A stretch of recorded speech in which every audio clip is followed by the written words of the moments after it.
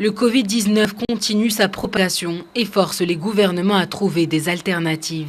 Avec plus de 196 pays et territoires touchés, on compte désormais près de 4,6 millions de cas d'infection. Les pays qui ont enregistré le plus de nouveaux décès sont les États-Unis, le Brésil et le Royaume-Uni. Alors que son président Jair Bolsonaro ne cesse de critiquer le confinement, le Brésil a franchi la barre des 15 000 morts et se retrouve parmi les pays les plus touchés par le virus. Notre problème aujourd'hui est l'irrégularité entre l'offre et la demande. Nous n'avons pas assez de médecins pour venir en aide à toutes les personnes contaminées.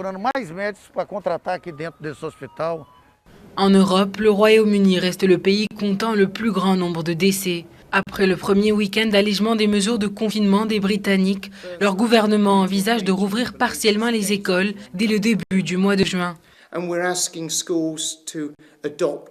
Nous demandons aux écoles d'adopter de strictes mesures sanitaires. Cela impliquera de réduire les effectifs dans les classes. Les établissements devraient également veiller à l'hygiène et à vérifier si les élèves se lavent les mains. Le personnel de l'école sera testé à partir du 1er juin afin de prévenir tout risque de contagion. Avec le tourisme représentant 13% de son PIB, l'Italie n'a pas tardé à annoncer la réouverture de ses frontières.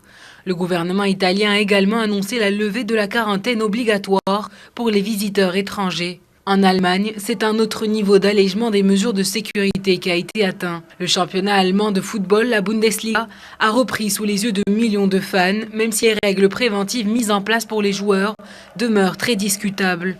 Sur le continent africain, le nouveau coronavirus a fait près de 3000 morts.